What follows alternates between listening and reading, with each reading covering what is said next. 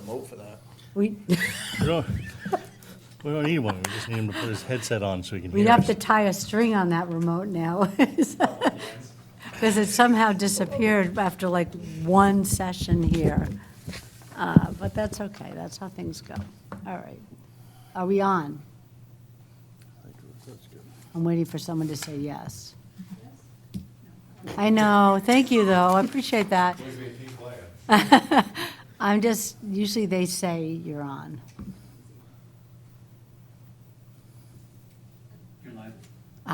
Thank you, appreciate that. Good evening, everybody, and welcome to the Selectmen's Meeting. If you could please rise and join me for the Pledge of Allegiance. Pledge allegiance to the flag of the United States of America and to the republic for which it stands, one nation, under God, indivisible, with liberty and justice for all. Thank you. Okay, at tonight's meeting, we do have a public hearing, so that has to occur at the time that it's posted for, which is 6:30 PM. So right now, let me see if I can turn this, thank you. Okay, so I'm going to read it as we vote to open the public hearing pursuant to Mass General Law, Chapter 82, Section 21 and 22.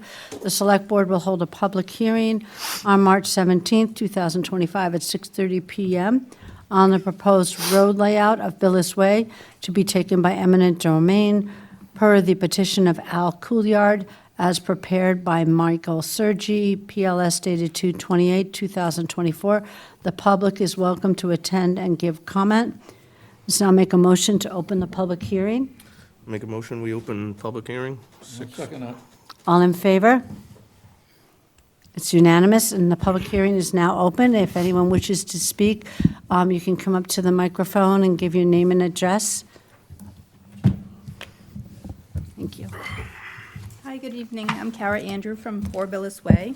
And I would just like to register a brief objection for the acceptance of the public roadway at this time, asking for a brief continuance to table it for two reasons. One, so that we can get assurances from the town that when it comes time for us to try to clear title on the property, that there will be no payment required by the current homeowners.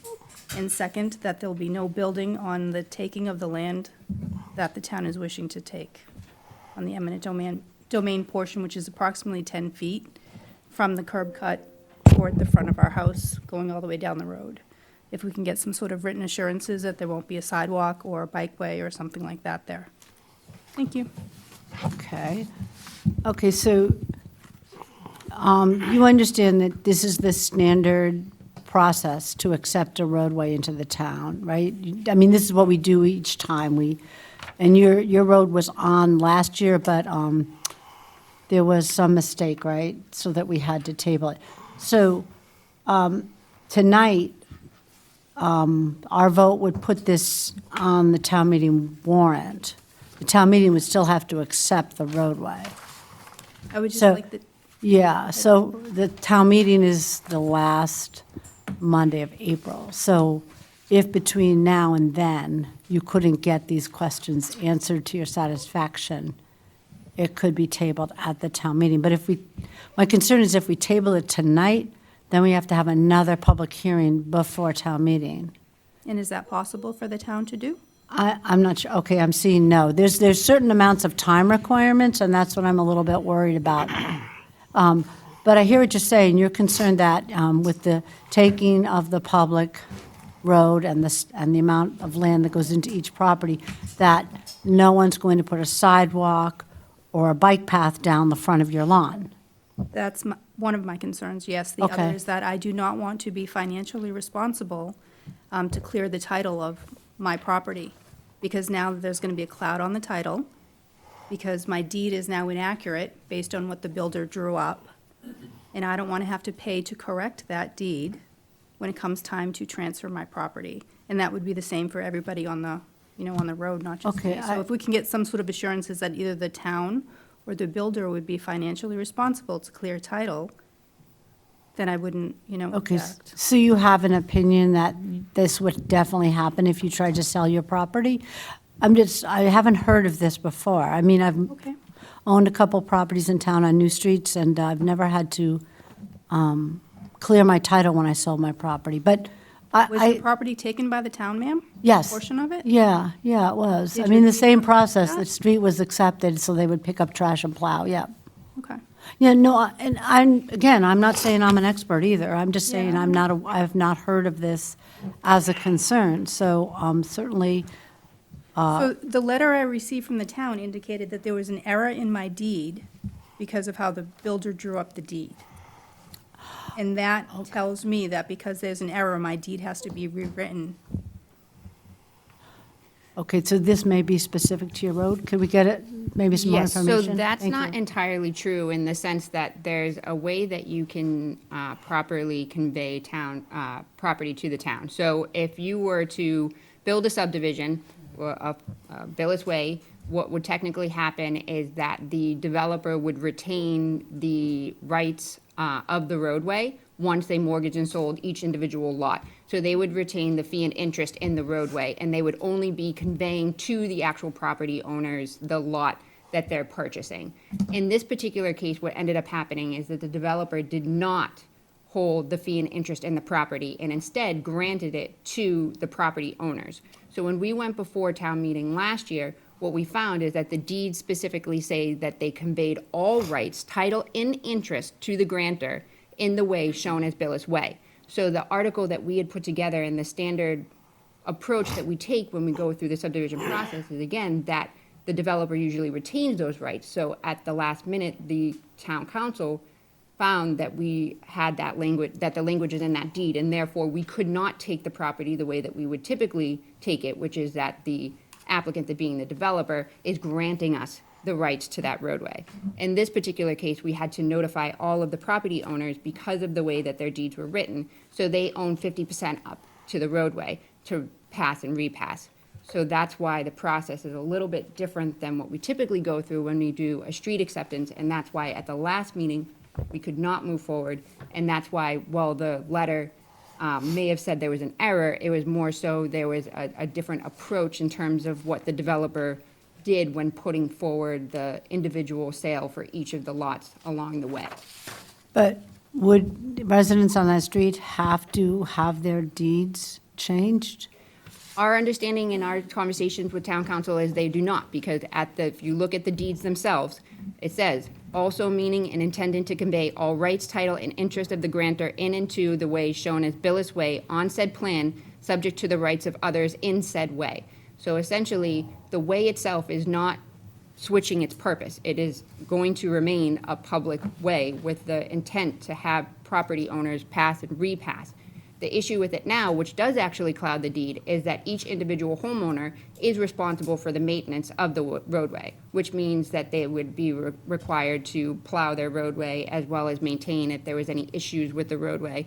And that also includes trash pickup, because at the last town meeting when it failed, the select board took an opportunity to say, oh, you know, there was an error, you shouldn't have to be penalized, so they allowed for trash pickup to go on for the year until next town meeting, until the street was properly accepted. If that's not the case, then it would remain private, and as with all private roadways, they would not receive any public services. So I received notice of this particular letter. It was postmarked March 7th, received at our home on March 11th. I would just like to have more time to talk to my title company to make sure that what I hear today is in fact true representation with regards to me and my husband and/or anyone else on the road not being financially responsible to clear title in the event that this, taking occurs, that's all. No, I think it makes a lot of sense. I think it's very rational what you're saying, and I would want you to feel like you had a complete understanding. What I think would be best for tonight, though, is for us to proceed as if it's going to be okay, because if we don't proceed now, we would have to not accept the road, and you would have to not have, you know what I mean? The continuing of town services was predicated on us accepting the roadway and taking responsibility for it. So right now, you, the residents, are responsible, so anything goes wrong on that road, you're responsible. Well, Yeah, aren't you still holding a bond from the builder? We are not. I'm not aware of that. I wouldn't think so, because the planning board has released the development, and now when it goes to town meeting, typically that means no. So I can see why the town is so concerned then. Yeah. So as I said, that would be my first concern, and the second is just that we would get some assurances from the town that we're not going to have a sidewalk there or a bikeway or something like Right. that, because the builder, when he put in our sprinkler system, actually, our sprinkler system is technically now on the parcel of land that the town wishes to take. which is- Oh, you mean the frontage? Yes. Yeah. I mean, I think that's not uncommon in our town, to have sprinkler systems that go a little more towards the edge of the road. So typically, when we have a road that's been accepted, we don't go back in and put in a sidewalk because we don't have the money. Is that considered an insurance? But there is no guarantee. I mean, Yeah. that's why that Yeah. 10 feet is there. Yeah. It's there on all the streets, all the properties. Right. And it's there for that specific Well- purpose. Should the road need to be widened, I mean, obviously, I don't think Billis Way will, but that's the purpose of that. Right. Particularly where it's on like a recreational street and the town is doing a lot of more recreational activity. We just want some assurances that we're going to maintain the same. I mean, it's a dead-end street. You can't get anywhere from the end of that street. So the likelihood of, There's a Anything- a trail that goes all the way to the wonderful park. right, but it doesn't connect To the back. street, yes. It does connect to the Yes, street, those through the, part of but it's not the water and departments? That's correct, that's the Water and Sewer Department Not at the property. end of Billis Way, That's where the well Yeah. is in the back, that's Yes. their property. on the other side. There's two parcels of land that are also being given to the town as easements. One Yeah. is the side that abuts the cemetery, and the other one, it is in the back, and it has a detention pond on it. The Yeah. land that's right next to that one with the detention pond is actually land that's owned by the Water and Sewer Department, which is Right. access to their well. 'Cause and it's then our the well. river. Right. So I appreciate you hearing my objections. No, of for the course. record. Thank you. Yes, and you're going to speak more with your own attorney, and if you find anything that's causing you more concern, please feel free to get in touch with our town administrator, Rebecca Aldham, and we will take note of whatever you bring up. Thank you. You're welcome. Thank you. Good evening. My name is Robert Andrew, the husband. Okay, I have several different concerns. okay, go ahead. I was well aware of what our deed said when I bought the property. I was well aware of the right-of-way that we were buying into. The street is the width of the street. We'll call it 30 feet, give or take. Right. The town is now looking to take an additional 10 feet of my property, which is 25% of my front lawn. That's not what my deed said. This is not an acceptance, as you spoke earlier, of what happened to you when you bought a house. This is a taking of private property. That's what this is. It's an eminent domain taking. It's different than when you bought your house. Right, no, I Not a agree with you. right-of-way being accepted by the town. This is the town taking private property. It's nothing less than that. The town does not need, strike that. The town may need the road, and I have no problem with the road. The town does not need to take 10 feet after the road. The town may need an easement for electrical services, for sewage lines. It does not need to take 10 feet. There's no reason for that. Certainly, they have an easement right. 10 feet is not needed, that's a taking. That is different than giving the town access to electrical or to wires, or to plumbing. What the town is doing is taking 25% of my front lawn. So when you purchased your property, obviously you're aware that the town was not maintaining the road at that time, right? That's correct. Okay. Were you aware of the 10 feet in addition to the road? That was We- not in my deed. Okay. So may I ask, where does the 10 feet come from? I'm sorry? Where does the 10 feet come from? Where do we come up with that? It's the sidewalk area in between the property. So when you have a right-of-way, you have a 50-foot right-of-way, and technically the whole 50-foot isn't paved when you go on a roadway. There's shoulders on the side Okay. and sidewalks, and that's where that comes into play. Okay, and he's saying that with the way their houses are situated, that 10 feet in from the road would Not all, constitute, and I don't mean to interrupt, not all houses, ma'am, but on my house, it would I be have 50. roughly 45 feet between my front steps. and the Okay, road. and the road, okay. My objection Yep, is not to the town's process of taking by eminent domain to fix a deed that was done incorrectly by the builder. My objection, and my wife has different concerns, right, is the taking of 10 feet that's not necessary. The town needs the road, Right. and the road's not my issue. right, Certainly, I need the road, and so do my neighbors. My issue is the 10 feet from the curb up my front lawn. That's not needed. We can argue that that's the usual. I don't think so. It may be the usual in modern day. It's certainly not the usual in days of past. The town doesn't need the 10 feet. The town wants the 10 feet so they can do what they want at some later date. They do not need it. What they do need is an easement from the curb roughly 3-4 feet in to cover the electrical and the plumbing. That's understandable. The town does not need 10 feet. Okay, I'm not an expert on the 10 feet, so that would be something we would have to, Taking of 25% of my front lawn right? is a taking of property that I paid for, that was not in my deed. Okay. It's a whole can of worms that would be opened. I have no problem with the town doing what they did, or what they're trying to do to take the road. It can't be granted because the developer miswrote certain things. And we would like to get confirmation from the assessing department, because our brief analysis of the deed in terms of the square footage as well as the property card shows that they are paying property taxes on what they consider to be their lot, not the actual roadway. Therefore, that 10 feet comes into question in terms of whether or not they're currently paying property taxes right now for that property as well. Okay, so we need to find that. We will be checking on I that. can take that as a veiled threat or just an inquiry of knowledge. Um, My concern is, The 10 feet. I understand your concern. correct, Again, I think we would need to get more information on why the 10 feet was requested, because that would have come through the planning board. in an So- eminent domain, ma'am, this isn't a grant. No, I understand, In an eminent domain, the 10 feet would be needed, and I'm pretty comfortable. with my right. So I'm not aware of why the Okay. 10 feet was requested. So we would have to find that out and ask them if there was some reason why 10 feet in addition to the road, if it's just a new standard or what, we don't know. That's the information that we don't have tonight. Okay. Okay, but the public hearing, the purpose of this is to hear things like this that we can then take into consideration.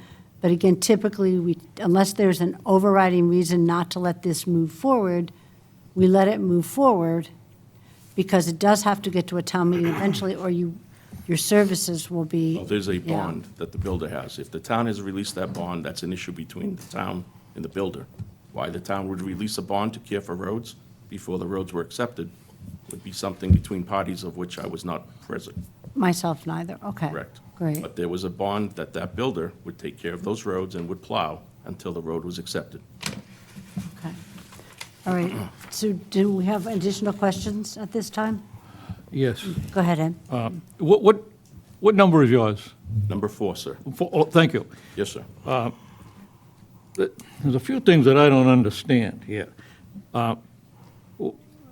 They now get trash pickup on the street. I think we approved that before. They get mail delivery on the street.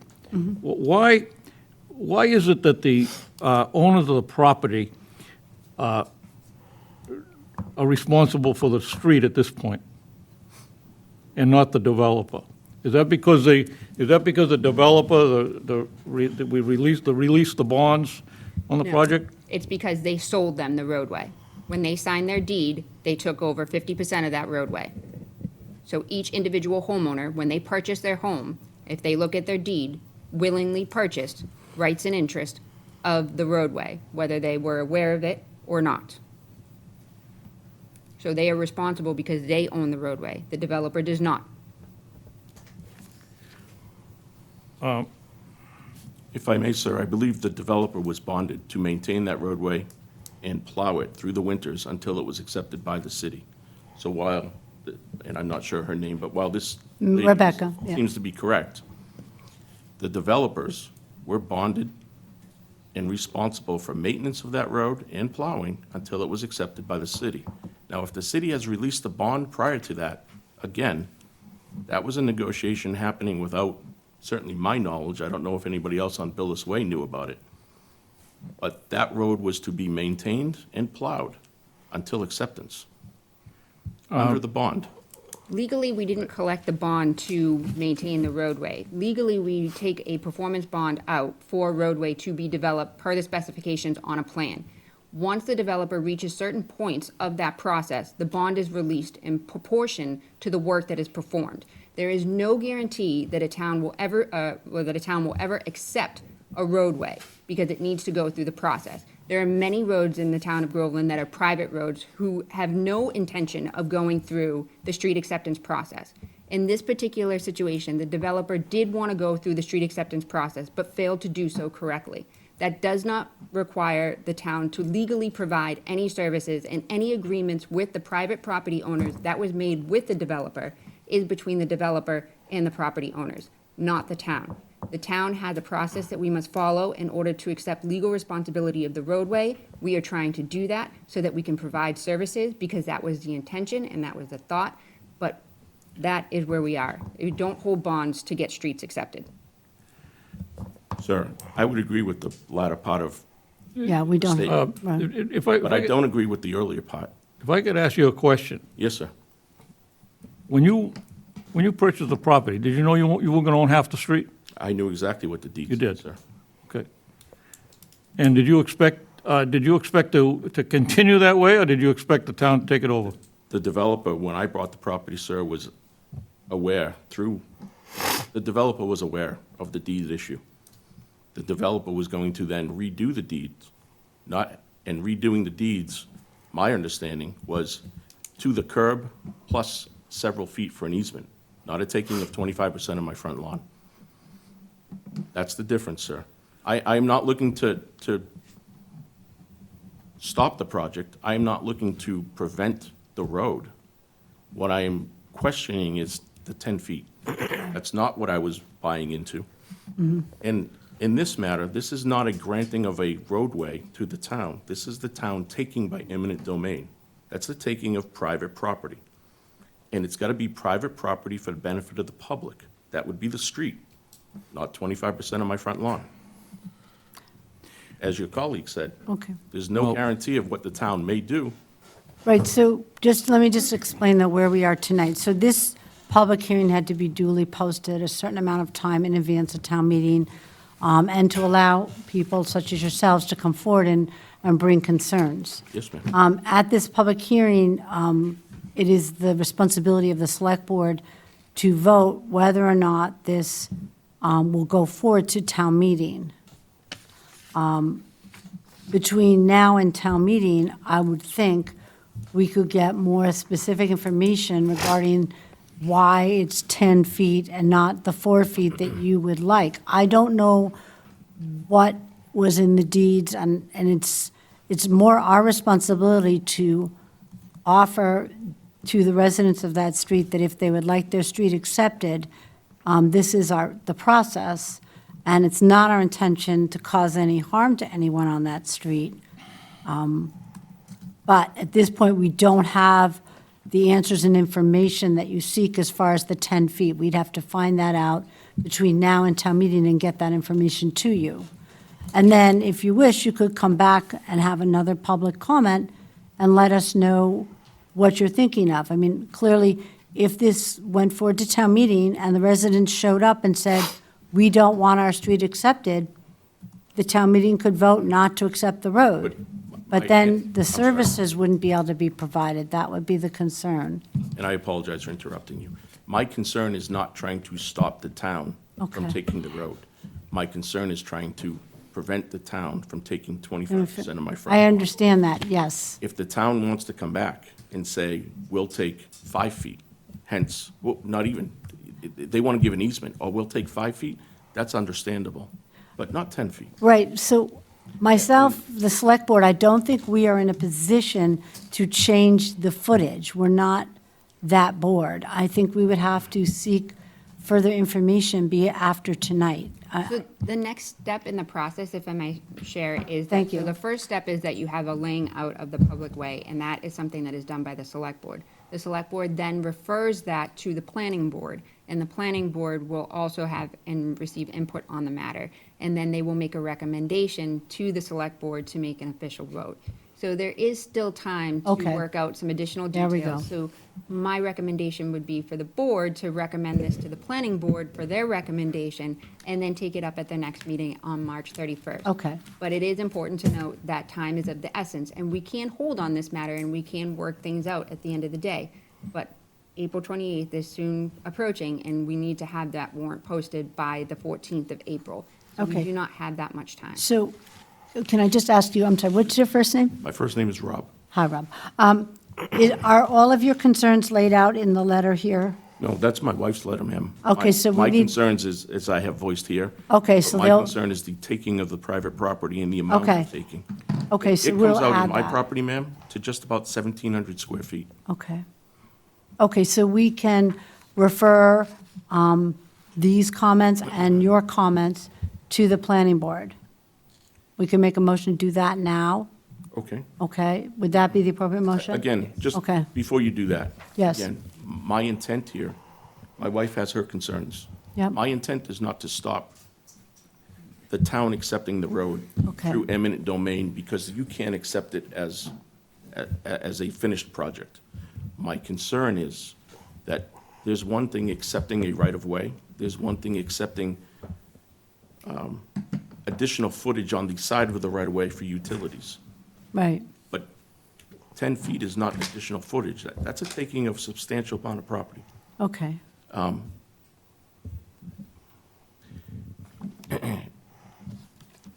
There would be many, and I would have to, I guess, defer to the town, is it town manager? Town administrator, yes. I would have to defer to her as to the exact process. But- But if the town is looking to vote on an eminent domain taking, they're going to need the boundaries exceptionally clear. Yes. And if the boundaries are at 10 feet, it hasn't solved the problem. It will just literally further the problem. Okay. Well, your comments and this letter will be forwarded to the planning board, okay? And their meeting would be on, Tomorrow. oh, are you free tomorrow? Sorry, these things happen quickly, because we're going to send this to them. Okay? Is the meeting here tomorrow? Yes, and they meet at 7 o'clock? 7 p.m. 7 p.m. in this room, Correct. correct? Try to be here, ma'am. Okay, thank you. Thank you. You're welcome. I need a motion to refer this. No.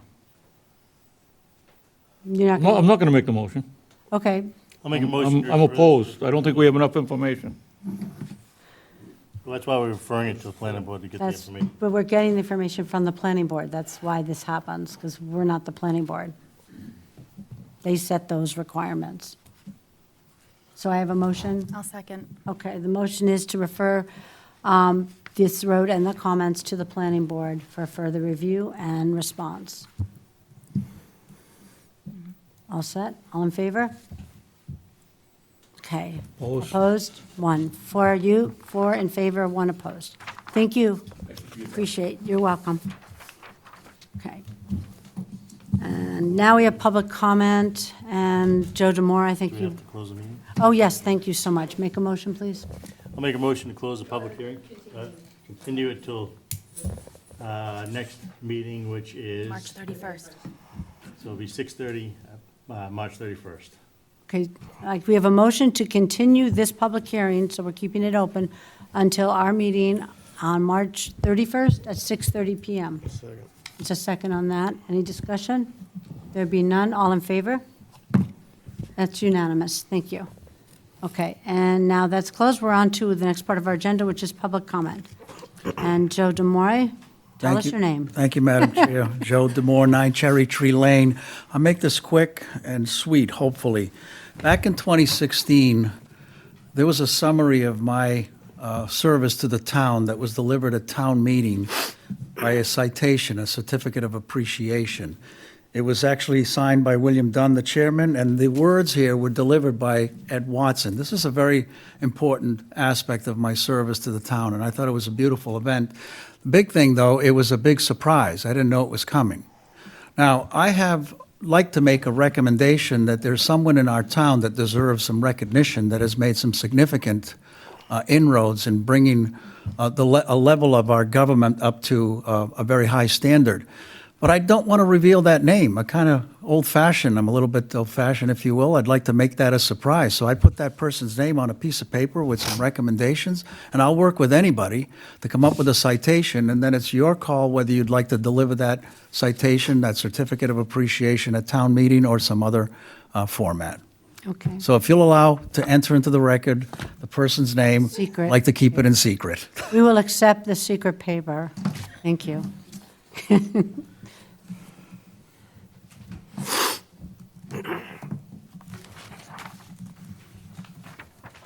Yep, you're welcome. Thank you. And Jason, if you could share for a moment, I just want to make my comment. Thank you very much. I appreciate it. I'm sorry, I didn't want to interrupt him. I'm from 7 Phyllis Way, and I was just curious, is there a vote on the eminent domain for me to stay here, or? No. What we've done is we referred it to the planning board, who's Yeah. meeting tomorrow night here at 7 o'clock. Okay. But they are the ones that delivered these specs to us. Gotcha. And they're to consider these concerns and, well, I think there's questions about why this is happening 10 feet. And then they are to bring back to us whatever changes they're gonna propose on March 31st at our meeting. So we kept the hearing open Okay, until March 31st, so we don't have to repost. okay, so I should come back on March 31st, you guys will vote on. Right, and if whether you it want would to be- see what the planning board does with our comments, you can go tomorrow night and see the planning board will be reviewing this document and its concerns. Okay, so the way that it works is you guys vote for the eminent domain to be on the big meeting at the end of, Yes, the town meeting, yes, we're moved by town meeting, yes. okay, and I can find that out being here March 31st. Yes, you can. Okay, great. And did you have an opinion either way, sir? Yes. Did you have an opinion either way? I just like my trash being picked up, and that's my opinion. Your mail being delivered? I mean, I hope Rob and I don't even know her name, I hope that they get what they want, but Okay. thank you all. You're welcome, Thank you. have a good night. Thanks. So Kathy Castronels, 12 Hillview Drive. I stepped off the board because I wanted to speak as a resident and also as a teacher at Whittier Vocational High School. I've been there over 20 years. I'm a career changer, and it was my first teaching job, and I've loved working there. Love the students, love the people I work with. The recent proposal to go to a lottery system concerns me as a resident and a teacher. I enjoy seeing our Groveland students come to Whittier. But if it was just a lottery system, my concern would be that fewer and fewer of our students would get in because there's nothing in the regional agreement that would allow for a proportional lottery percentage from each of the towns. And so it's very likely that some of the smaller towns, students may not get in at all. And you could still be assessed the capital, which would be a bill when you have no students there. But the bigger part for me is, I mean, these students really want to come to Whittier. Some of them, their parents went to Whittier. This is where they want to go. And so I hope that the select board can take that into consideration and react to this proposal appropriately to ensure that students who want to go to Whittier from the smaller towns can still get in. Thank you. And with that being said, it will be on our next agenda. I know that I've been looking at it from different angles, and we spoke about it the previous meeting as well. So if you could look that proposal up, I know I've got it on my phone somewhere. There's a lot of doublespeak in it, and we could actually maybe put together a letter that we would send to the administration along with our state reps and state senator to gain some traction and some momentum on making it right. I'll turn it back over to you. Yep, thank you. So under department comment and update, we're going to hear, what? We don't have to No, close we the don't have to public close, hearing? no, we're good, that's public comment. We are going to hear from the CPC proposals. I understand we have a few of them this year, not a lot, just a few. Four and a half. 4.5, okay. Go for it.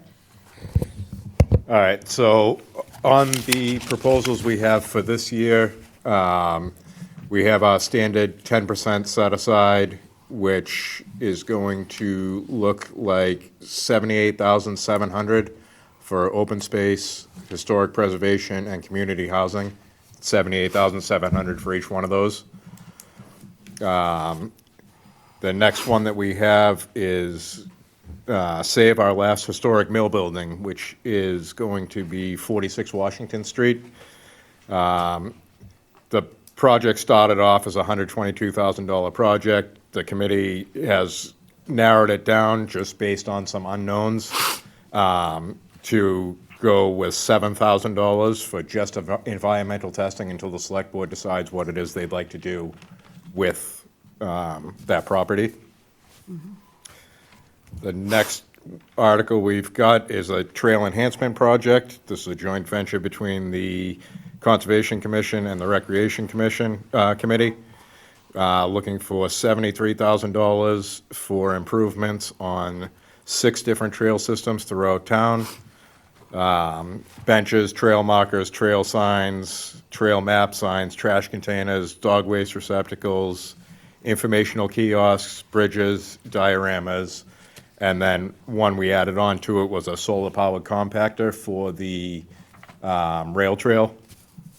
And the reason for doing that was to try and help mitigate some of the pickup costs with a solar-powered compactor.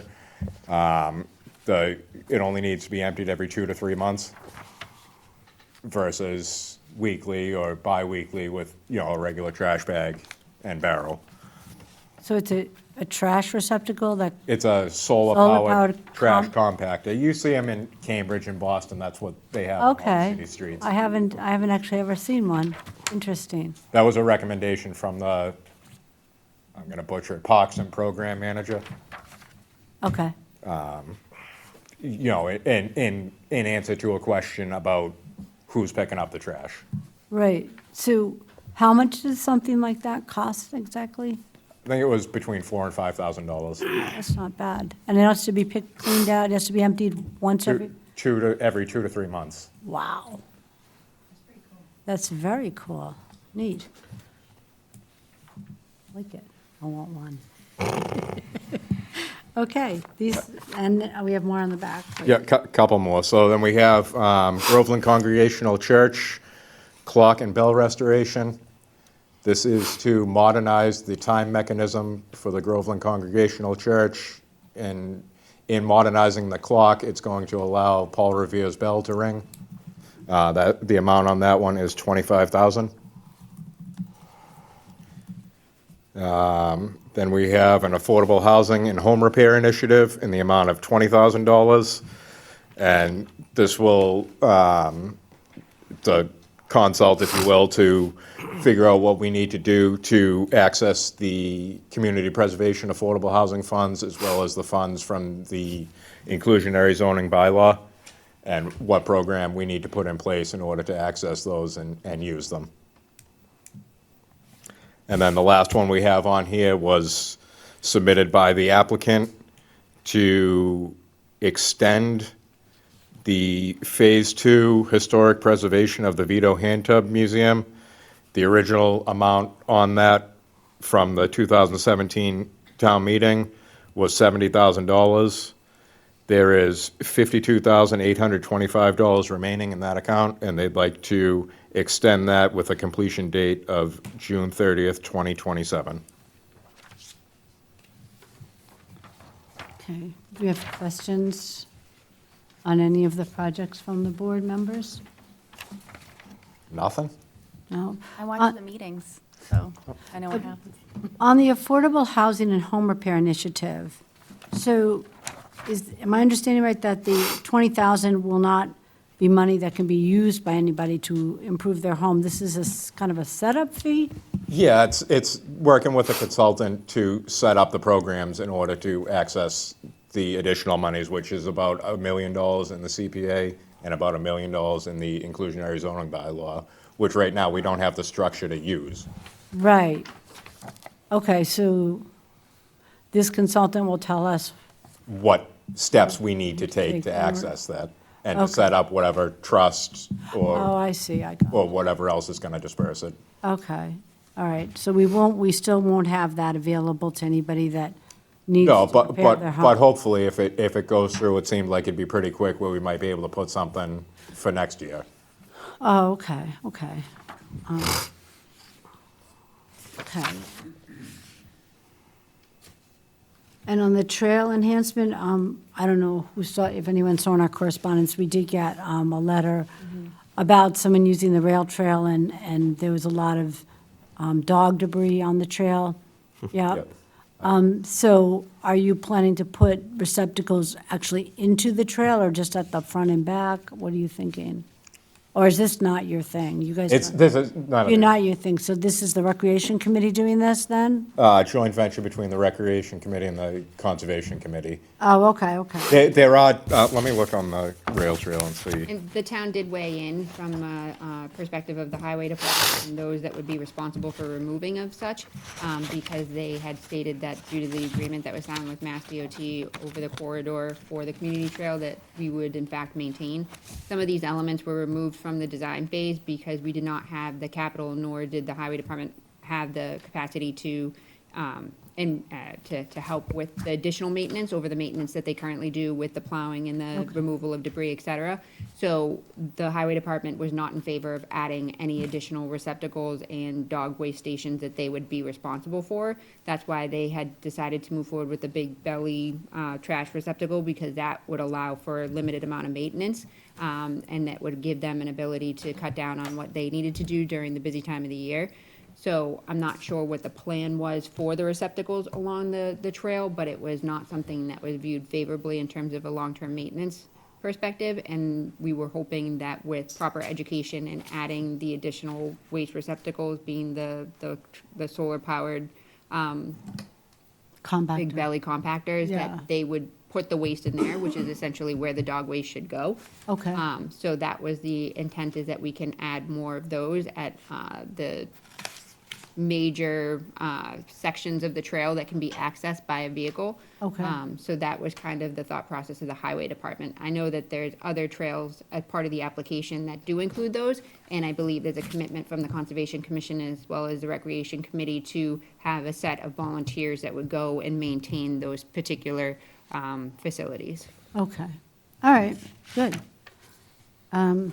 Okay, so are we looking to make recommendations on this tonight from the committee?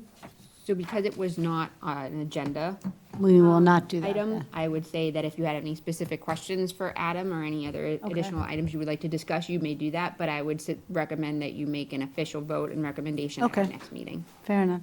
So do we have any additional questions for Adam on this? No. Mark? No? No? Jason? No. Thank you. We appreciate that. So we'll put that on the next agenda for the official vote, and we'll move on. Now we have the request from our town clerk, Elizabeth Cuniff. The early voting, we have a letter in our packet that describes the days and times of the voting. And I think she's looking for the vote for the board to approve it as submitted. I'll make a motion, we approve the in-person early voting for the effective June, oh, Jesus, no, that's the wrong date. Oh, God, where the hell? As noted in her Yes, as noted in her, submission. yeah. Yes, that covers it, because she has days and hours all laid out Yeah, for us. now that I, Thank you. It's fine. I'll second that, I think. Yeah, whatever I'll that second was. that. I'll Yeah. second that one. yeah, whatever that was, just a second. We're seconding what the town clerk has submitted as far as the days and hours. I think, can we just say the days and hours? I know one's a Saturday, and the other one was a weekday? Tuesday, March 11th, Oh, here she comes. Where does The that the person in charge will now tell us. Thank you. Thursday. Appreciate it. 1st. So the Board of Registrars met last week, Tuesday, March 11th, and they voted in favor of having two early in-person voting days for the local election. That would be Saturday, April 26th from 9 to 2, and Thursday, May 1st, a Thursday from 10 to 2. So we will have your support and vote tonight. Absolutely. It's nice to have those early voting hours. Okay, I need a motion to approve this as submitted, and you did that. And you seconded that. I did. And is there any more discussion? There be none. I Oh, do yes, have go. a question. Sure. For the previous early voting, Has there been a lot of turnout? No. Do you think it's something that will pick up if we continue to push the early voting and try to get more and more people aware of it? The state is actually looking at the figures for all the different elections to see what type of turnout they get and how they might adjust it. But where they have mail-in voting as well as early in-person, it's not as successful. Yeah, because I know previously we've all talked about how it is taxing on our budgets, and especially since everything's getting tight, so it's something that we should probably keep in mind. I definitely do want to make it as easy as possible for people to get in, but they have to get in here and vote. Yes, they do. If we do the 2 days, if we pay the poll workers for the full time, it's $198. Division of Local Mandates has offered but not confirmed that they may be able to reimburse those costs. So they may be able to reimburse the cost of postage for the mail-in, and they may be able to reimburse the labor costs for the early in-person. But it's Imagine May. postage cost starts getting up there pretty Yes. quick, yeah. Yeah, that's. Good, Okay, thank you very much. thanks. Okay. Ed? To the town clerk, is the state kicking in any new money to the early voting? Yes, that was, they have, it was for state elections in the past, and then this last year, 2024, they offered reimbursement for the local election. They said they may offer that again, but they're not confirming they can definitely offer it. So they do offer it definitely on state elections, but the local elections, it's a question. Okay, thank you. You're welcome. Okay, are we all set? All set? Yep. We'll call for the vote. All in favor as submitted? And it's unanimous. Thank you. Okay. Next on the agenda is the review and approval of the fiscal 2026 budget with the Finance Board. Hey. Hello, hello. So, you haven't voted your recommendations either, so the plan was to kind of go through this, see if there's questions, and hopefully vote our recommendations along with the Finance Board. And to that end, I have a couple of small changes to the numbers, but it doesn't happen until the police budget. So I think I'll wait until then. It's just a tiny numerical change that I'll read into the record, and it changes, of course, each subtotal after that by a couple $100, so we'll change that. Other than that, this is as it appears. We have the school assessments all in at this point, yes? and Correct. Confirmed. So we have all the documents on that. And the GIC has given us their figures as well. Yep, I see that. So shall we start right on the fiscal 2026 budget? Beginning start?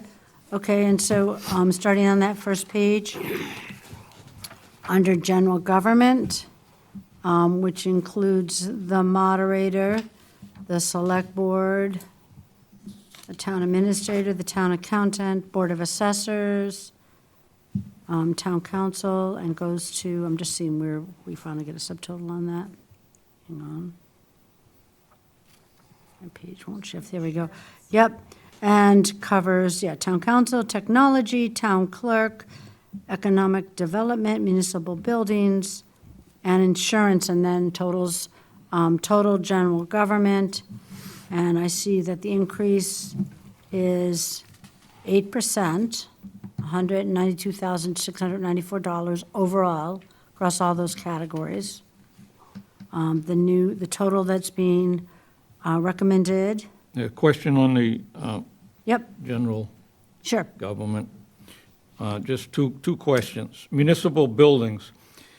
Custodian salary, it looks like it's up 13%, and it seems to be a large jump compared to other town employees who probably got about 2%, 2.5%, I don't know exactly. But that seems like a big jump. If I'm reading it correctly, a percent change, 13%, Okay. up, looks like it might be up $7,569. That seems high. Okay, well, Am I reading that correctly? Yes, so during the last budgetary discussion, we had an employee come forward about some concerns in terms of longevity and pay equities that were being discussed across departments. And so when we took a closer look at some of the salaries, one of the remaining positions that was not equitable to positions that were very similar to that position was the building and facility supervisor role. And we compared it to the public grounds and cemetery supervisor role, as well as the laborer's role within the highway department, as well as the survey study that we had received from the Collins Center. So that being said, and with the longevity of that particular employee of over 7 years, we felt as though that would be a proposal that would be supportive of the very values that the board had taken a stance when we discussed employees last fiscal year in terms of the Council on Aging. How about something a little more, something that makes sense, instead of a 13% raise? Even over a period of time, maybe like a 4 or 5% this year and an additional next year. That's just that's a big jump. And not only is it costing us in salaries, but it's costing us in benefits, retirement benefits, et cetera. And I just think it's excessive. Based on the salary survey that we did, where does this salary fall in terms of other towns? So it falls along this $65,000 for that particular position. And what number we used was exactly the number being used for the cemetery public ground supervisor. And additionally, that particular position is looking for a decrease in hours within the winter months. So the offset from the salary from that particular position in relation to this position would be a net zero. Okay. So we're moving funds from one area to another to off. Correct, within that highway Right, department. okay. But in terms of like the salary survey, I know when we moved the other positions in town, we were not at the top. We were in the lower half, but not in the bottom any longer. Where would this, if we had to hire this position again next year, would we be able to fill this position at the current salary, or would we need to raise it? The starting salary range for that position is $65,000 in comparable communities. Okay. So there's the problem, you know, it's like you can say it's going to take us 2 years to bring this person to the salary, but if they leave before that, we're just going to have to raise the salary anyway because we've been down this path before. If we underpay and then the person leaves or retires, then all of a sudden we're scrambling all at once to find the money to fill the position. And that was the whole impetus behind the move to bring our salaries at least into a somewhat competitive range, realizing that we're small and that we don't have a lot of funding. And I think our town administrators explained that the funding to bring this kind of a salary into the correct range partially is coming from another department, so that nets it out in the bottom line, if I'm understanding correctly. I mean, it still means this one individual, yes, is getting 13% raise, make no mistake. But it's also an individual that has been here, how many years? 7 years. 7 years. So we have longevity here. This person has done a good job for us, and if we overlooked it and didn't take care of it at the time when we adjusted the other salaries, is a position that we depend on heavily. So, yeah, I'm not in favor of nickel and diming it and giving somebody a couple grand this year and a couple grand next year. Because eventually, we're going to have to bring the salary into a competitive range when this individual retires or leaves. I think it's excessive, and I just throw the question out, how many of the general public, the residents of Groveland are getting a 13% raise? I think you're going to find out it's probably close to zero. And I think that the townspeople deserve something better. Municipal government wasn't supposed to be like that. Think of the residents that they can't go out and work overtime. These retired people, they can't work overtime. They're on a fixed income, and if they get a Social Security increase, it's probably eaten up by their medical insurance. So, a 13% raise is way too much. And I'm just thinking of the townspeople that aren't getting a raise. I'm sure that everybody out there would like a 13% raise this year. They're not getting it. Nothing even close. So that one individual is currently making, is currently making 50, so yes, he's making 50, I think it's $57,000, and we're looking to increase it to $65,000. The position is 40 hours a week. Right, and I'll point out that percentage-wise, when you start dealing with these lower salaries, and 57,000 in this area is certainly a lower salary, given the cost of living, the percentages are larger when you're trying to adjust the smaller salaries. So again, I would not be in favor of this if we were raising this individual salary above the norm or even to the high end of the norm, because all of our salaries in Groveland are about in the bottom half, as far as competitive-wise. We have been able to successfully fill positions, and I feel that we have a really good team of people working here right now. It's the best collaborative teamwork I've seen in this building in the 30-plus years I've lived in this town. So I'd like to encourage it, and it seems that we overlooked this position when we adjusted the others, because if we're not able to fill this position at the current salary, then we're just kidding ourselves by just giving them half this year and half next year. If that's the salary that position deserves, that's the salary that position deserves. We don't have a lot of staff. We don't hire redundant people. Most of our offices are one-person offices. If that person's sick, that office is not open.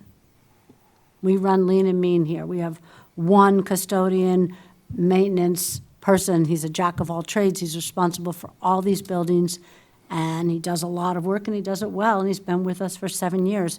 So I think you reward that loyalty. He's never asked for anything like this before that I'm aware of. I mean, what does the finance board think of this? Follow up. Wait, I asked a question of the finance board, so I was going to let them speak. I also kind of feel that if we do have someone who is, significantly below the range, and, again, having overlooked him when we did the survey.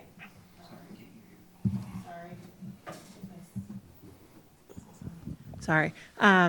I was just saying, kind of in agreement with that, if the position is underpaid at the current rate of pay and we can't, if he were to leave and we were to go try to hire someone else, we wouldn't have it in the budget to fund any additional salary, which could then make filling that position very difficult, or we would be left trying to figure out another way to fund that salary. Again, we're not looking to put him at the top of any pay scale. And again, when we did this wage survey, we tried to be as fair as we could with the money that we had available at the time. And so some people in that analysis got more than others.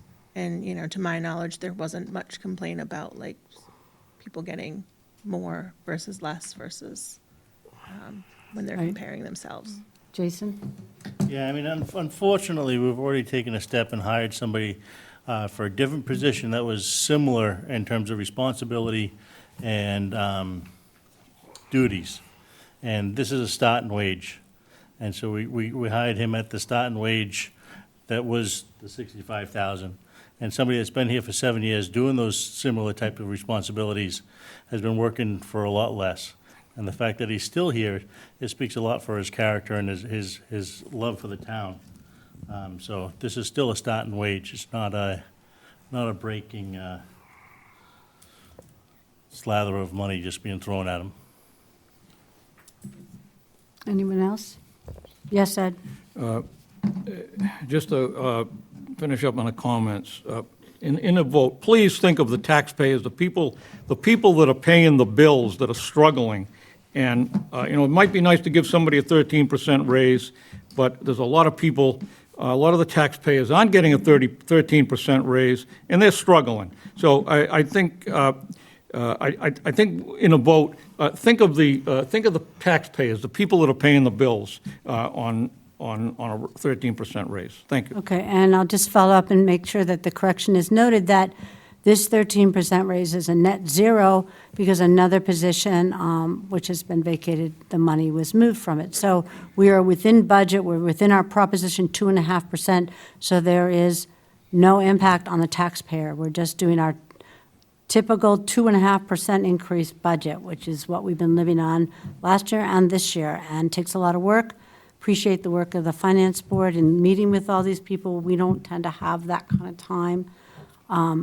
But I do know this employee. I know this, have known him for several years. I know he comes in and does everything and anything. He was here with us during the pandemic, and he went above and beyond. And seeing that we hired another position at a higher rate that had similar responsibilities, it's time to correct that error and be fair. Pay a fair rate for a good job well done. So we call for a motion and the vote on general government.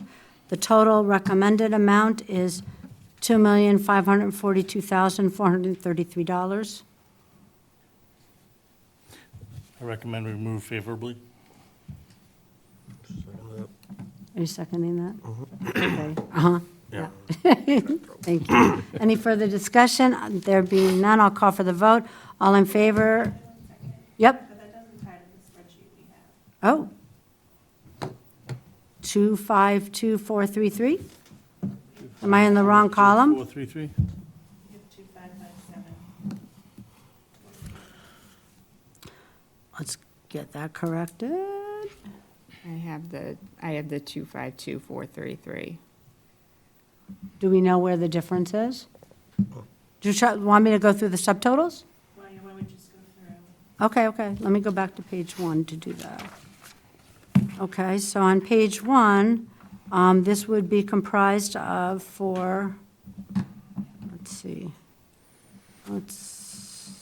town, do you want me to start with the selectmen and go there from there?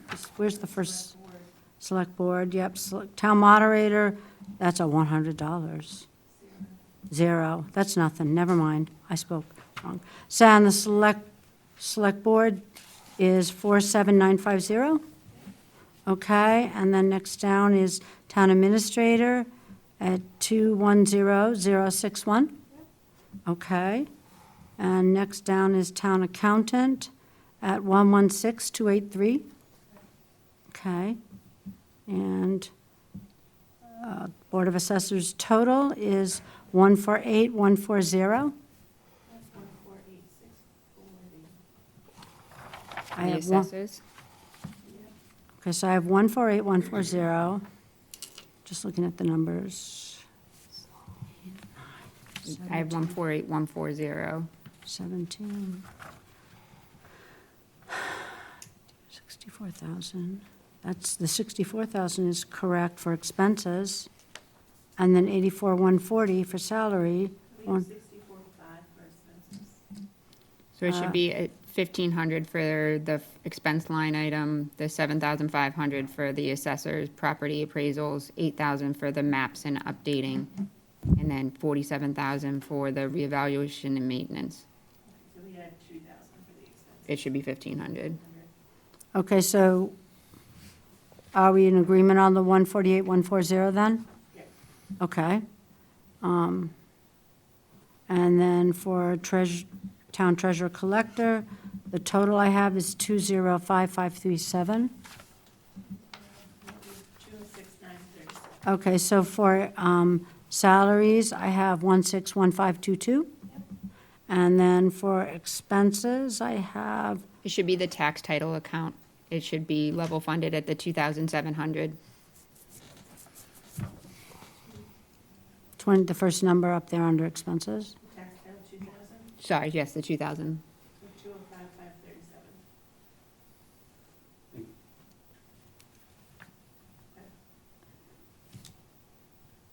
Okay, are we on good on this or we're not? 205,537. Yes. Okay, wait, I just lost my page, hang on. Doesn't want to turn, okay, there, got it.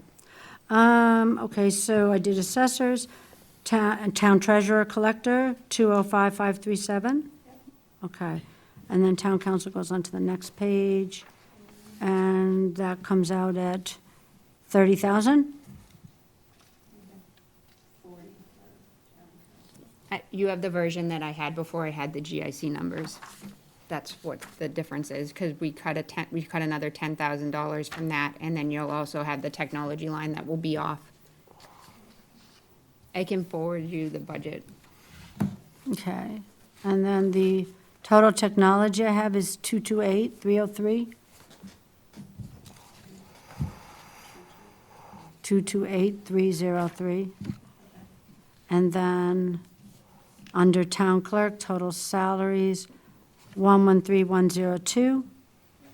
And then the total for the whole town clerk budget is 130,030. Okay.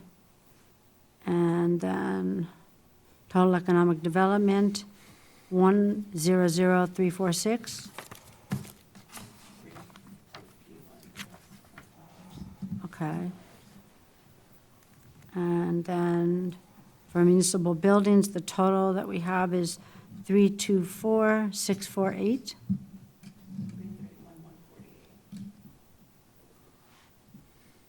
So the 324,648 is good? Or not good? I'm just trying to forward. Do we need me to check that? For the town municipal buildings, the salary, which we just discussed, 65052. And then the expenses total was 259,596. Okay, 259,596. And the total for that department then is 324,648. Okay. And then total insurance, whoa, 1,001,135, bringing the grand total for general government to 2,542,433.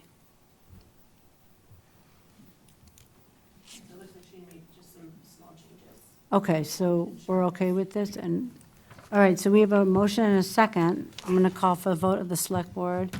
All in favor of general government as discussed? Opposed? Okay, 4 in favor, 1 opposed.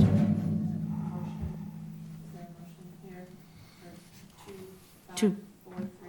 No, 2,542,433. Yes.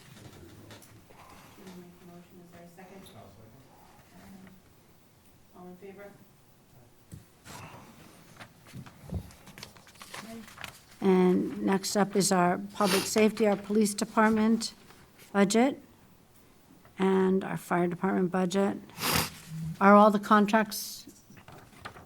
None They're are not finalized. They're not The, yet, okay. Police contract is still being negotiated, but given the budget, we have Okay, assumed the increases based upon those conversations, and those are Okay. included in the budget, but they have not been finalized.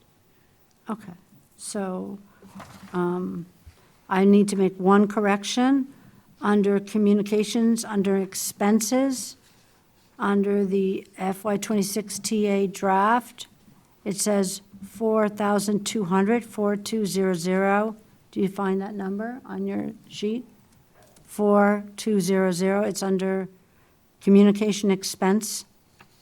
And the correction is to make it 4,480, that's 4480 for communication expense. This is a correction, 4480, and that changes the total police department to 1,889,212. So that's 1,889,212.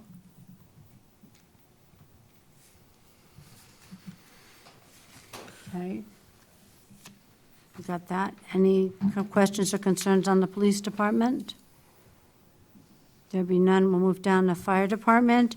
I don't have any changes to that. Let's see, it's some money moving around, and The overall increase, if it can be construed as an increase, for the fire department is that 1%? Minus 1%. Minus 1%. So it's a decrease. Okay, so our fire department is actually decreasing its So that's total budget. because of the changes in the technology budget, so you'll. Oh, see okay, the okay. jumps. The general government is a significant increase because we took away all of the technology line items for the individual departments, and those put them- span through the public gotcha. safety, human services, et cetera. Okay, I was wondering, but the 8% increase in general government was due to the movement of the technology money. So our total, let me see, then we have our building department, which is our inspection services. That's also going down because of the movement of technology money? Correct, you'll see that the Okay. permit software expense of $9,000 is no longer in there. It's Yeah. been moved to the technology line item. Okay. And then we have emergency management, going up a small amount. So the total amount, because of the change in the communications line item, the total public safety total is now $2,488,773. So it's 2,488,773. Okay, and that's still just a 4% increase in the public safety. And of course, reflecting the movement of technology money out of those areas. Okay. Do you have questions or concerns on this? If not, we can make a motion to recommend favorable on 2,488,773 for public safety. I'll recommend we move favorable. Second. Okay, there be no discussion, I'll call for the vote. All in favor? It's unanimous, thank you.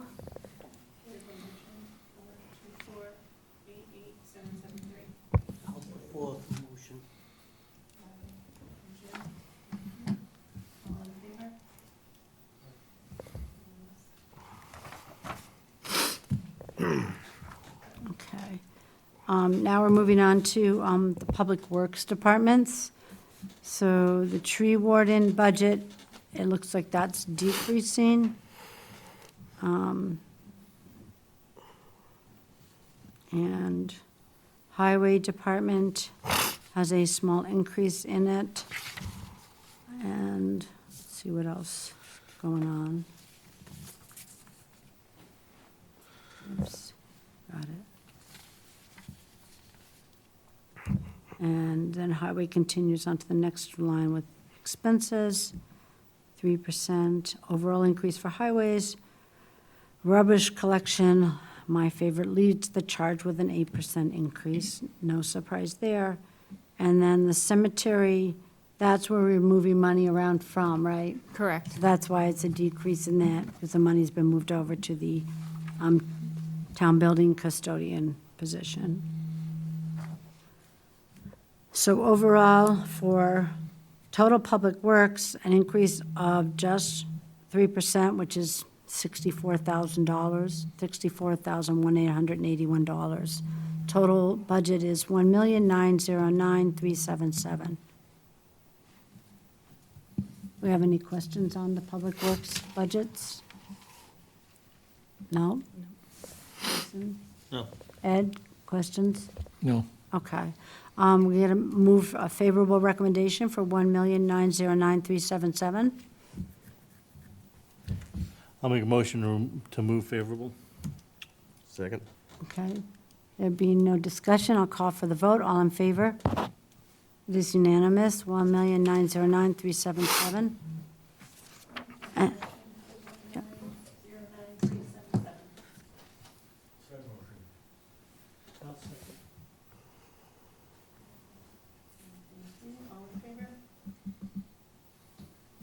Good.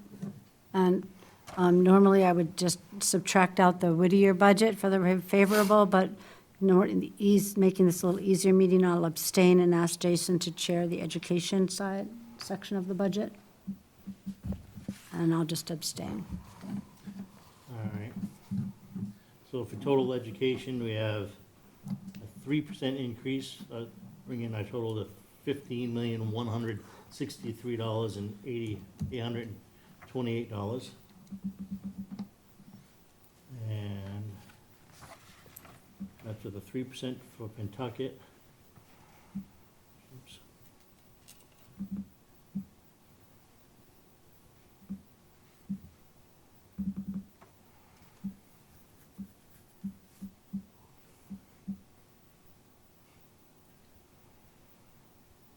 It's a 9% for Whittier and a -9% for Essex Tech, as well as a 0.6% increase for Pentucket Capital. That's recommended in there, okay, yep. You see what I'm looking at? I was a little confused for a second, I lost my spot. I was gonna say, I've been scrolling around to 6 different spreadsheets because I sent Melissa the wrong one. Sorry. So I'll make a motion to move favorable on the school total education budget of $15,163,828. I'll second.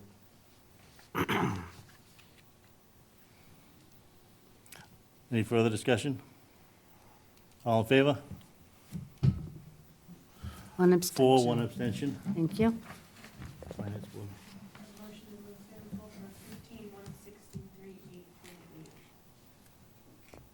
So motioned.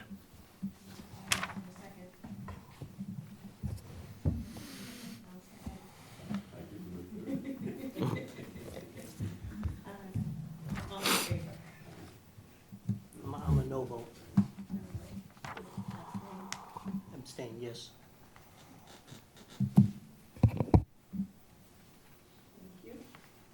Okay, so moving right along, we move on to our human services portion of the budget. The Board of Health budget is going up a $1,646, 1%. Not very much.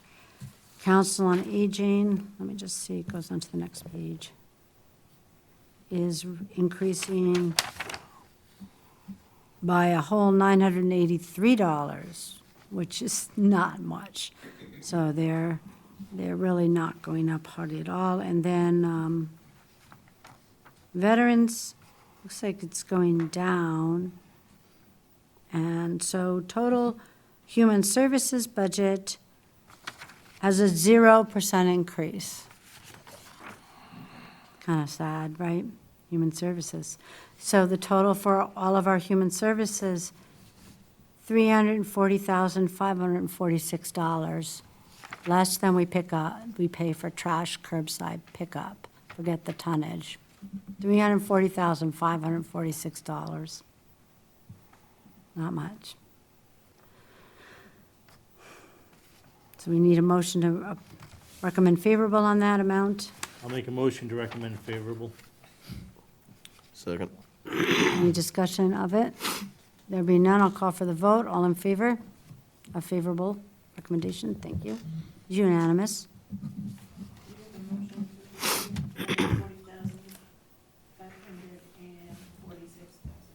So motioned. I'll second it.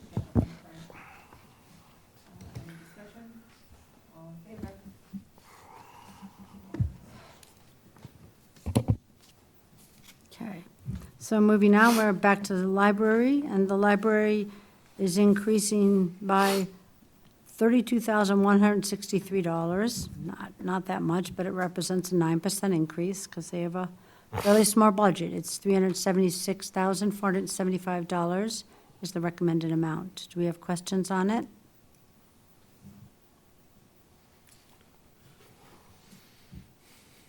Ed, questions or concerns? Mark? No. No? Becky, no? Jason?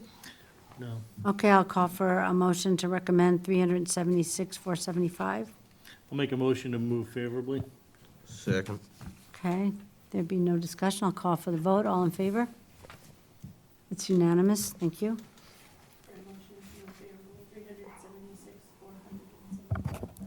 I'll make the motion. Second.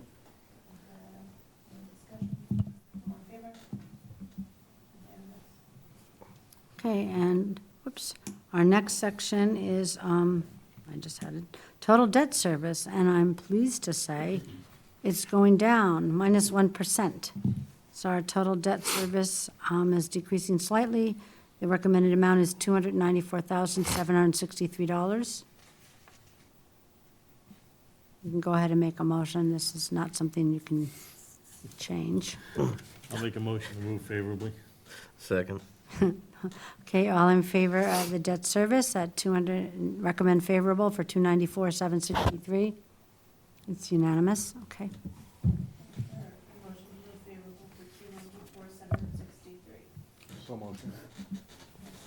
I'll second it.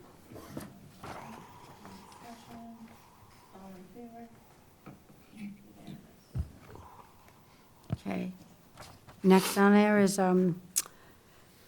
Essex County Retirement is the largest portion of the unclassified, I believe, right? And then OPEB appropriation, which we try to make every year. Not everything else is fairly small. So the total change is merely 1%, and the total recommended budget is $1,096,629. I'll make a motion to move favorably. Second. Do you have any discussion or questions? Nope. There being none, I'll call for the vote to recommend favorable action for 1,096,629. All in favor? It's unanimous. Thank you.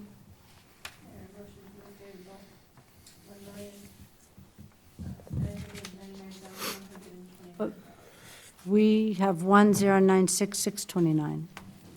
The Medicare tax was decreased from 60. reading the wrong column. Okay, good. Oh, I see your column. Yep, I got you. 1,096,629. Okay. Second. Madam Chair, I have a quick question. What is the OPEB appropriation? What is that exactly? Those are the other post-retirement employment benefits for the retirees. Okay, thank you. Okay. And I'll second if you need it. Thank you, Brian. Any discussion? All in favor? Great, thanks.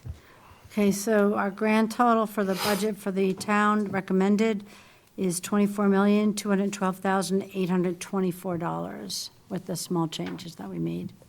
So we need a motion to recommend favorable action for $24,212,824. I recommend we move favorably. I'll second that. Okay. Any discussion? There being none, I'll call for the vote. All in favor? Thank you. Okay, a motion in favor of $24,212,824. I'll motion. Brian, Second. Adam, any discussion? All in favor? Okay, I'll say that this represents a balanced budget with no overrides, so a 2.5% increase in taxes, and also the additional revenues that needed to balance the budget come from receipts and revenues, which is not much, but it's something. Thank you. I think that concludes the budget part of our agenda. Yes, I'd like to thank the Finance Board as well for all their hard work, along with Rebecca. Yes. And becoming very creative in making this all work. It's like a shell game. They move the money around. Suddenly it looks great. It looks bad, and then they move money, and then it looks great. Thank you very much. So we just have the end of our agenda to get to now, I believe, of appointments and resignations. Am I right on that? Okay. And I think we have one resignation to accept. Two. Oh, two. Oh, okay. Where is it? Do you want to make a motion? Oh, here it is. Oh, yes, I forgot. So John Gray is our first.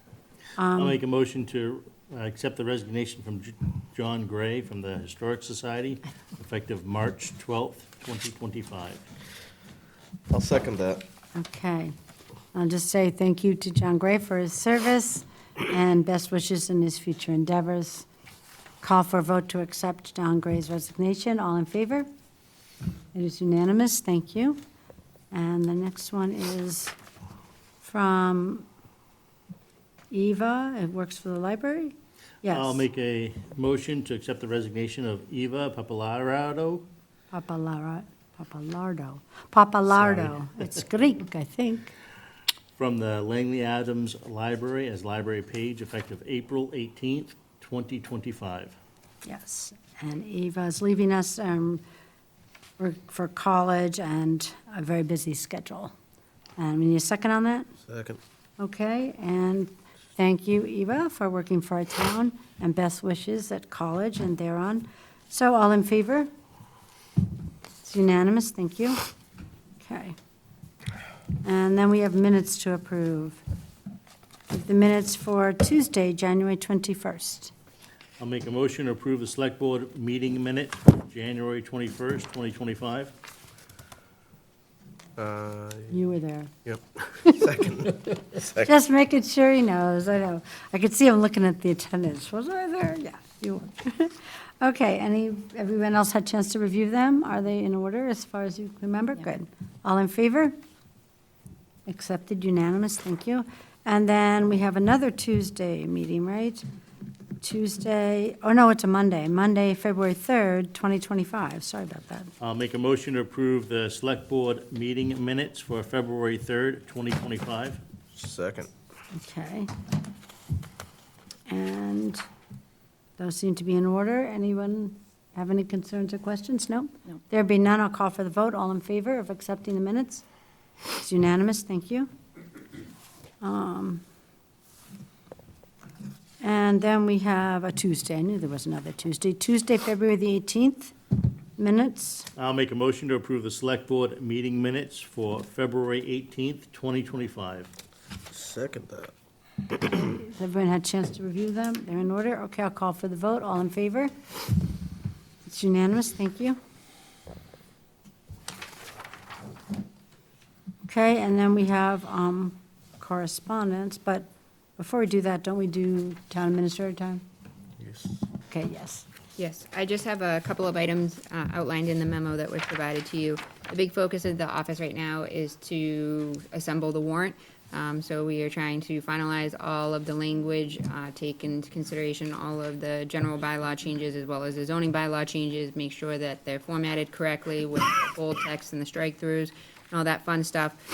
We can now put in the budget as well. So we are looking to finalize that document for the board's review on March 31st. Additionally, we are still, as we just discussed, going forward with collective bargaining discussions for the police department. For project requests and residential concerns, one of the things that I forgot to mention is that obviously, as you've noted, Waste Management is now enforcing what was a policy that was put in place in 2021 in regards to the trash barrel. We have had many inquiries and calls come forward to the office asking what's happening. Essentially, in 2021, the board had voted to limit the amount of trash barrels that a residential household can have to either 2 32-gallons or 1 64-gallon.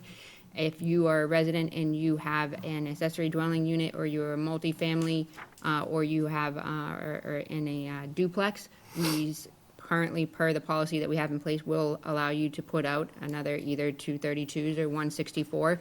We just need to notify Waste Management, so if there's any concerns or there's any residential calls that come your way, please feel free to send them to me.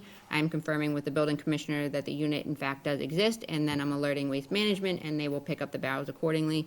But this is something that was enacted in 2021 by the select board at that point in time, so it is not a new regulation. It's just that Waste Management has not always been enforcing that. So I did want to bring that to the board's attention, because I do know that a couple of you have received calls from residents inquiring about such.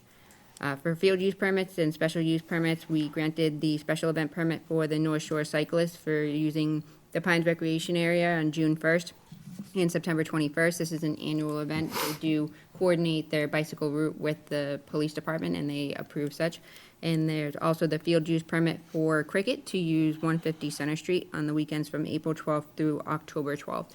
The same restrictions on that permit were placed as they have been in prior years in terms of locking the gate, porta potties, maintenance. They did approach the select board at one point in time in creating an additional cricket field.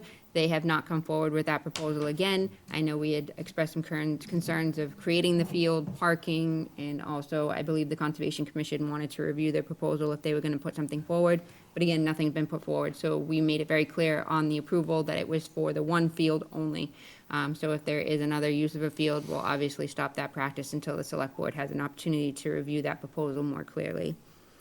For important and upcoming dates, the planning board is tomorrow, March 18th at 7 PM. They will be continuing their discussion on the MBTA 3A zoning bylaw that's being put forward for the for the annual town meeting on April 28th. They had approved all of the other zoning articles that were put forward. A copy of those were delivered to the select board, and we did discuss them a little bit back and forth. So once we have the warrant, you'll be able to see the full context of everything that was approved by the planning board. And then the second date is obviously town meeting. Just to remind everybody, it's Monday, April 28th. There's no grant updates at this point in time, no procurement updates. We did not hold any technical review conferences, but we do have a technical review conference scheduled for a parcel on Salem Street. So once that is finalized, I will make sure to update the board.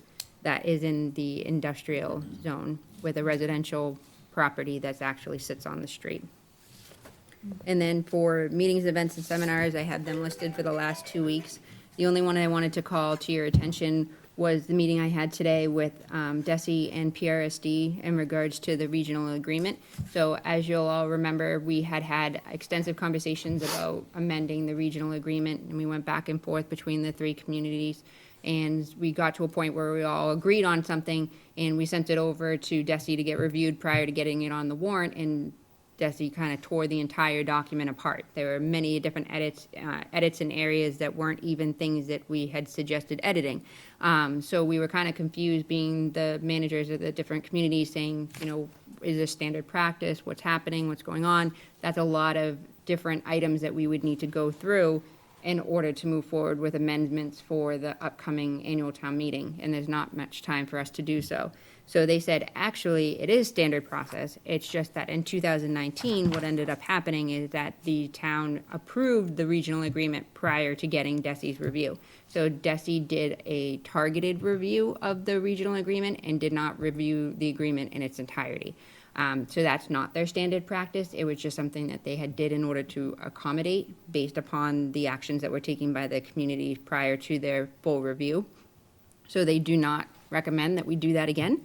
And where the current agreement has been in effect and has expired for the last year and a half, there really is no pressure to change the agreement at this point in time. The biggest discrepancy between the agreement and the current practice is the capital improvement threshold. Our bylaw, which we updated, is $20,000. As part of the regional agreement, it's $10,000. And if you'll all remember, we just recently moved ours to 10 to 20. And the reason that's important is because anything under $20,000 doesn't constitute as a capital improvement project, which doesn't have to go through the process of getting approved by the Capital Improvement Committee and then going through the town meeting process, because it exceeds that threshold. Anything under is not deemed capital. And given today's economy, $20,000 is not a lot of money, so it does actually warrant that type of leniency in terms of what we had gone through in the past. However, the regional school agreement still has $10,000. So that's the only real conflict that we have with the regional agreement currently, and it's opposed to our bylaw. But we have a great working relationship with the school district, so it's not really been a problem. So in having the communication with both the town manager in West Newbury as well as the town administrator in Merrimack, we felt as though we could probably go another year and allow DESI to have a more formal review with the document. So we will be addressing that after the annual town meeting and election this year. So we're hoping to schedule a meeting in May, take a little deeper dive into what their comments were, and then present those to the select board, the finance board, to go through the same process we had in the past. Hopefully get that all squared away by the end of summer, early fall, and then we will then send it back to DESI, who will then send it to their council. And once their council is okay with the language, then it will come back to us for final review, and then we can put that forward on the warrant for the 2026 annual town meeting. So it's a little bit more of a lengthier process than we anticipated, but it looks like we're going to get a more comprehensive document, which can only be to the benefit of the district. So the agreement's for a 3-year period? Correct. And so we're going to be out of the agreement lapse, so we'll be like 3 years out when we finally get an agreement to put in place for 3 years. Correct. So when we get to the end of that 3 years, is this going to all happen again? So that was one of the concerns that was brought forward today, is that if it takes 3 years in order to get the document amended, and it's a 3-year document, we're constantly going to be amending the document. The hope is that with a more comprehensive review, that if there are any changes in the future, it will be more targeted review, because they've already had a chance to weigh in on some of the other issues that they see with the document. That being said, it's still a valid argument that, what are we doing here? So it was something that we discussed, but there was really no resolution. The best pathway forward that we decided was to not rush it, not throw it on this upcoming annual town meeting, have a legitimate discussion about what we need to do, and then decide from that point moving forward.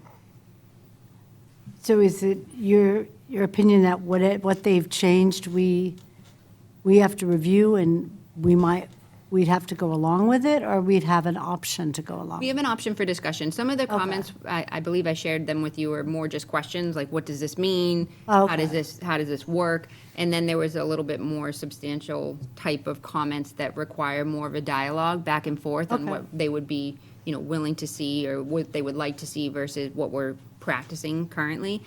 So it definitely doesn't rule out a conversation. It definitely doesn't rule out a Okay. back and forth. It just, with the amount of time we have and everything that we have on our Yep. warrant, I mean, we already No, have like no. a 50-page warrant. Like, the last thing we need is to kind of try Reach and, agreement, yeah. shove this in there as well. No, So I kind of agree. everybody agreed it might be in our best interest to wait and do it right. Yep. That makes sense. Okay. Any other questions for Town Administrator Time? I passed over old and unfinished business. Does anybody have old unfinished business? No. I'll just say, we had that public information system session for trash and recycling. I think we had maybe about 30 total people between Zoom and people that were in attendance. We got some very good questions, always good feedback. We did ask as an exit ticket whether folks would be interested in the 96-gallon recycling bin in advance of the new contract, maybe to get things started. And the people that did take the time to do the ticket indicated that they would be interested. But I didn't know at this point on the warrant process, do we still have any placeholder or anything for anything to do with trash? Or is that gone over?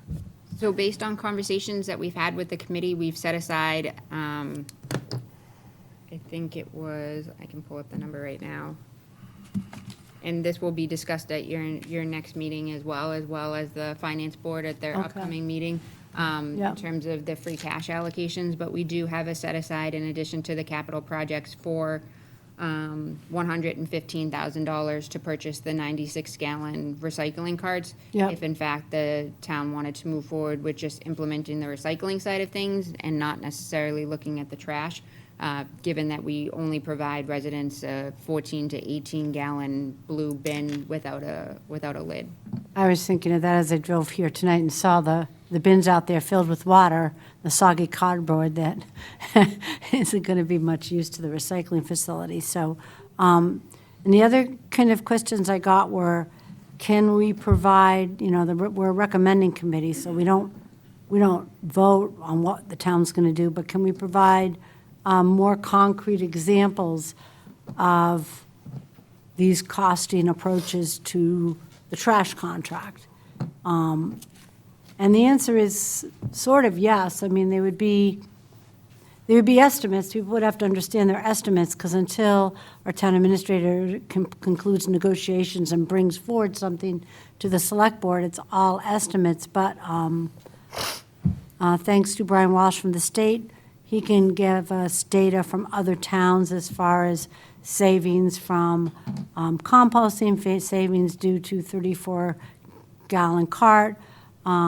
We can look at other contracts that have recently renegotiated to the automated pickup and guesstimate what the reduction in curbside pickup costs would be. We can look at other contracts to see the increase in tonnage costs. I know we're at $100 a ton right now, are we, about? We're at 95 gallons a 95. ton currently. Other Next year's 103. Yeah, other towns are already up at like 129 and climbing, so the tonnage cost is really escalating rapidly.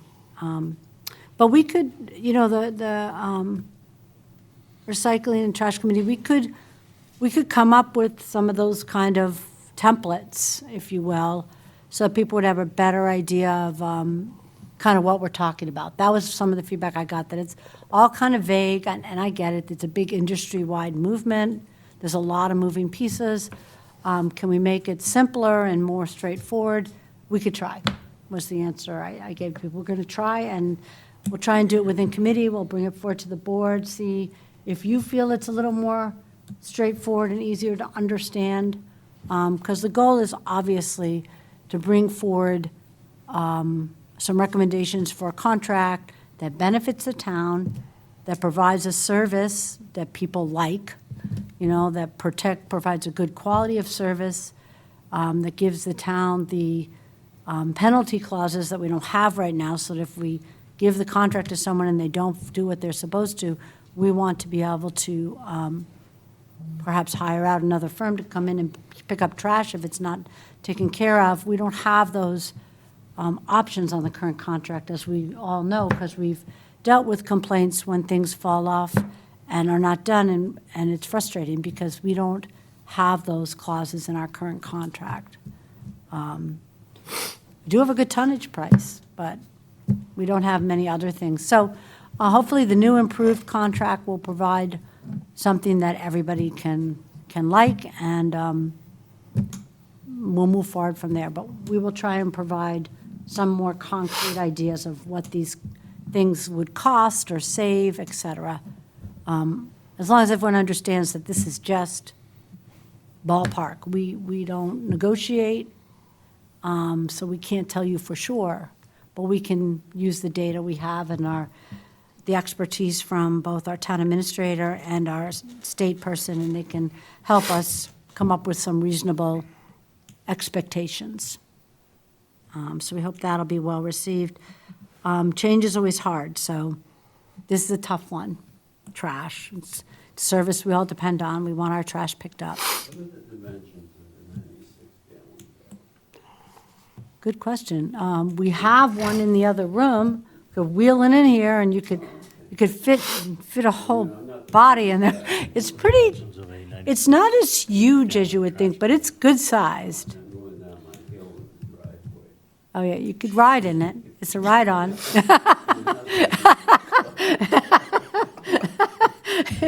No, and I did get that reminds me, I did get a concern from, oh, he's going to give me a, so yeah. 35 inches long, 27 inches wide, 44.5 inches high. A massive ride-on. I did get a concern from someone who assists somebody with help, and about that 10 uses trash bags right now and doesn't think they could facilitate using a cart. And I said we would definitely work with them with the cart size and everything else to facilitate that. That's been done in other communities, people that don't want a 96-gallon cart. We don't want people putting in special orders. Let me be clear about that. We would like to have a standardized cart, but obviously if there's disabilities and reasons that impact somebody's ability to get that back and forth, certainly the town would work with that individual and find something that works. Yeah.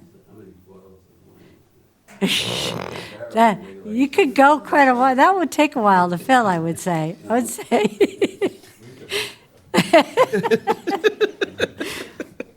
It's not quite what we were putting in our report, but we'll keep that in mind.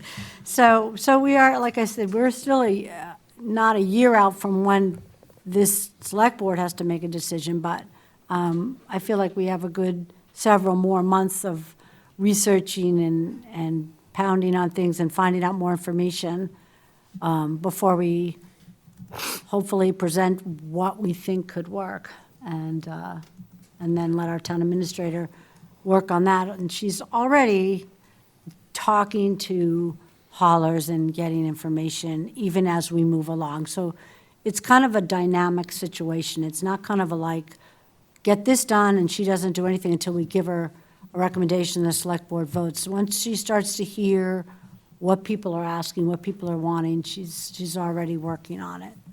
So I feel like we'll get there, one way or the other, but hopefully in a way that everybody feels pretty good about.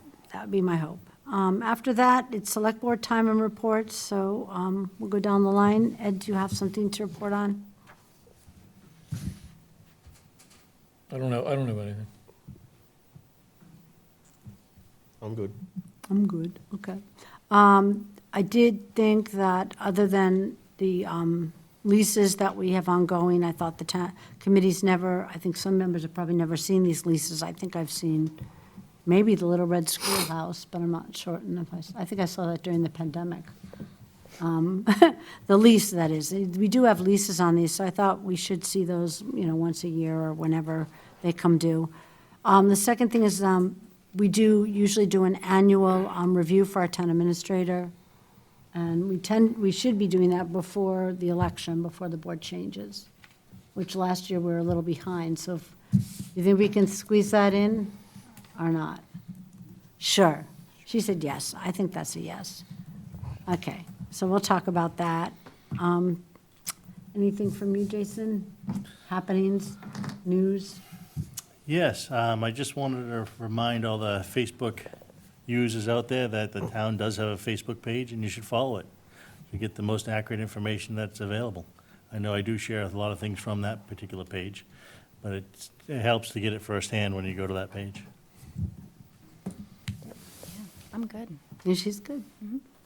Okay, all right, and then we have the letter from Ann Jones of Sylvan Street regarding the community trail and dog waste concerns, which we've already discussed. You want to put that on the agenda for the next meeting? That's been an ongoing. Right, but we just heard from them that they're putting the compactor on the trail to deal with this. Other than that, we're giving people a place to dispose of the waste. You can lead a horse to water, but you can't make him drink it. Well, yeah, I mean, just, It's yeah, as sad as it is. I mean, it really is, how yeah. lazy can you really be? I don't know. It's just. That's right, there you go, no dogs. Leave your dog tied up here. Pretty. No, we won't do that. But hopefully with the compactor there on the trail, people will take the initiative and dispose of the waste. Remind you that this is, a small town. We don't have the staffing to clean up after you, so you have to clean up after yourselves, okay? And we will provide that compactor in the next budget. Sorry, we don't have a lot of money, but we do the best we can, right? We go above and beyond, because most trails are not plowed or upkept in any manner. That's true. So if everyone out there who's enjoying using the trails can please clean up, that would be appreciated. Yeah, I just want to know the thought process on it, because like you take your dog for a walk and then just leave it there and walk right back through it. Like, I know. they're like, come on, people, Jesus, it's horrible. It's just dumb people. I feel like there might be a new volunteer patrol position in this. You want me out there? Oh, boy. Half the people wouldn't be coming back out of the trail. As long as he can get to drive that new cart. Oh, yeah. Okay. Yes, you make a motion to adjourn for this evening, and when you're ready? Make a motion to adjourn at 7:17? How about 8:17? Oh, 8:17, Jesus. That's fine. Time All flies good. when you're having fun. So much fun. I'll second that. Jesus, I gotta get my eyes checked, huh? All in favor? Jeez. And it's unanimous. Thank you very much.